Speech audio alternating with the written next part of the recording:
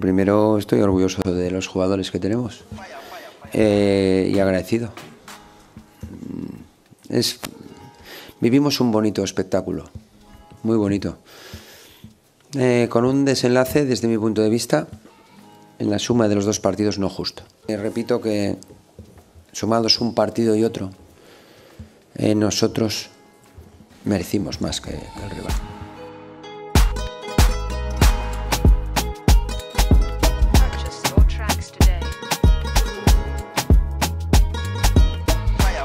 Hello à tous, ravi de vous retrouver dans la quotidienne. Marseille qualifié pour les quarts de finale de la Ligue Europa malgré une déroute 3-1 sur la pelouse de Villarreal. Le sous-marin jaune était à ça de remonter le 4-0 de l'aller. Marcelino pense que les Phocéens n'ont pas eu plus de 4 occasions quand ses hommes s'en sont procurés environ 18 sur la rencontre. Alors il l'a un peu mauvaise l'ami. Du côté de Jean-Louis Gasset, on confirme qu'on est passé à ça de la catastrophe. Il fallait s'attendre ce soir à un match difficile.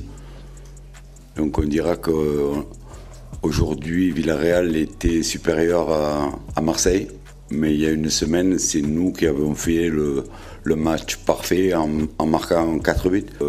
Oui bien sûr je suis passé par tous les étapes parce qu'à 3-0 comme beaucoup de gens j'ai pensé au pire. Heureusement, sur un superbe travail d'Obam, Klaus a marqué et il a dû expliquer à sa compagne, regardez sa célébration coup de clim. Il lui dit, c'est quand un match est chaud et que tu éteins tous les espoirs adverses. Il va en falloir de l'espoir dans ce Final 8 parce qu'il y a du lourd. Et pour Marseille, ce sera le Benfica. Voici le reste des affiches. D'ailleurs, bravo aux Reds qui hier se sont baladés en mettant un 6-1 au Sparta Prague, dont 4-0 après seulement 14 minutes de jeu. C'est simple, Liverpool est l'équipe à inscrire 4 buts le plus rapidement en Coupe d'Europe depuis Chelsea en 1971, en feu Coupe d'Europe des vainqueurs de coupe. Faut le faire en Conference League. Félicitations à nos Lillois qui atteignent un quart européen pour la première fois de leur histoire, tenu en échec par Sturm Graz. Un partout pour un score cumulé de 4-1. Mais la joie était mesurée dans le vestiaire à voir la mine fermée de Monsieur Fonseca.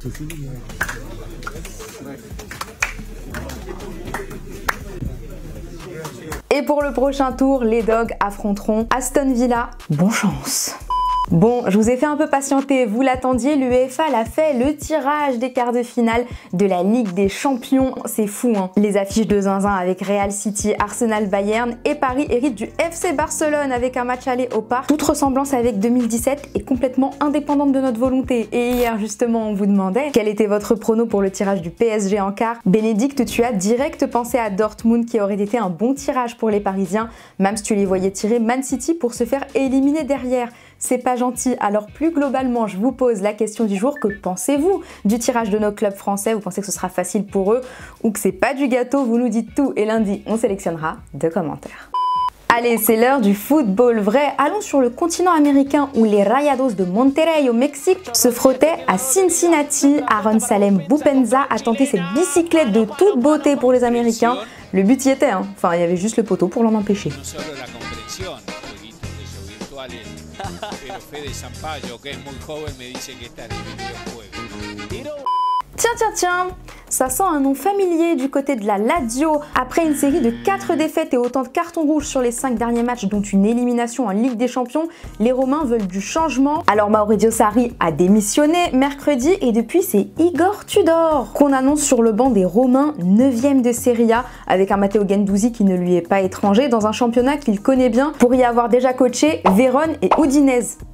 Même si bon, il a dit qu'il préférait la Ligue 1 lui.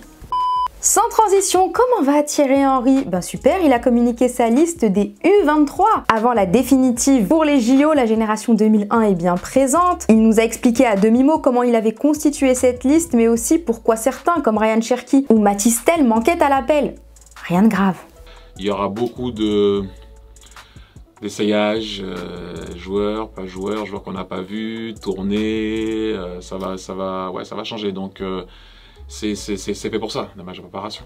Il y en a, ils sont pas là, c'est pas parce que, c'est aussi parce qu'on a besoin de voir certains joueurs, parce que c'est les 2 derniers matchs, avant bien sûr les matchs de préparation beaucoup plus tard. D'ailleurs attention Titi, hein, parce que le Real Madrid boude déjà les JO. L'équipe nous a dévoilé que les merengues ont fait parvenir à la FFF un courrier dans lequel ils stipulent qu'aucun Français du Real ne serait autorisé à disputer Paris 2024. Donc pour le moment, pas d'Aurélien Tchouaméni, pas de Ferland Mendy, pas d'Eduardo Camavinga, pas de Kylian...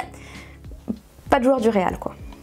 Revenons-en à nos Bleus, on a appris que leurs 2 déplacements à Lyon et Marseille pour affronter l'Allemagne et le Chili durant ce rassemblement du mois de mars ne se feraient pas en train, comme nous l'avait promis Philippe Diallo au mois d'octobre. Le président de la Fédé s'est donc justifié sur le fait que les joueurs vont prendre un char à voile pour s'y rendre. Un avion privé quoi. J'avais indiqué qu'il fallait respecter 2 impératifs, les temps de récupération des joueurs et la sécurité. Nous étions en relation avec la SNCF et les forces de l'ordre. Et il s'est avéré que c'était compliqué en matière de sécurisation de débarquer avec l'équipe de France à la gare Saint-Charles. J'ai décidé en concertation avec le staff de l'équipe de France et des joueurs de reporter la mise en œuvre de ce déplacement en train. Et les amis, on arrête tout, on a des nouvelles d'Álvaro González. Vous vous rappelez de l'ancien Marseillais qui avait notamment été accusé de racisme par Neymar? Le gars joue maintenant à Al-Qadissa en D2 saoudienne et il a voulu se plier aux coutumes du pays. Alors en solidarité avec les musulmans, il a décidé lui aussi de faire le ramadan. Et regardez, pour rompre son jeûne, il nous a montré sa table vêtue de son camis blanc. C'est l'Espagnol lui-même qui a fait le service. Qui sait, peut-être qu'on aura bientôt le droit au livre de recettes. On va pas s'en priver. Avant de se quitter, l'Atlético de Madrid de Memphis Depay est en quart de finale de Ligue des Champions, félicitations à eux. Et le néerlandais n'a pas apprécié la venue de Kanye West pour soutenir l'Inter au match aller des 8e de finale, alors il l'a fait savoir sur ses réseaux. T'as pas choisi de t'en prendre à la bonne équipe, ici c'est l'Atlético de Madrid, ok. Maintenant lâche un son pour notre stade et rejoins la Team Puma au passage, voilà. Bisous, il y a à boire et à manger dans son message, reste à savoir si Kanye signera l'hymne des Colchoneros ou non. Et voilà, c'est déjà la fin de la quotidienne. Je vous souhaite un bon week-end de championnat, à commencer ce soir par Toulouse-Lyon. On va se retrouver lundi et on se quitte d'ici là avec Amin Adli, le joueur du Bayer Leverkusen qui sera à retrouver ce dimanche dès 11h dans Téléfoot. Ciao. Salut Téléfoot, c'est Amin Adli, attaquant du Bayer Leverkusen et bienvenue chez moi. Amine, est-ce qu'on peut dire que, à l'image de ce fleuve, la saison de Leverkusen est un long fleuve tranquille? Pas mal celle-là. Non, en vrai, ouais, c'est sûr que la saison elle se passe plutôt bien. 36 matchs, on connaît pas encore la défaite. C'est sûr que voilà, c'est une très belle saison. Je pense que c'est sûr que voilà, quand tu regardes de l'extérieur, tu te dis que voilà, le Bayern il est invincible et c'est ce qui est normal. Je pense que pour les fans, pour nous, pour la Bundesliga, ça serait beau et ça serait bien si on arrivait à avoir ce titre.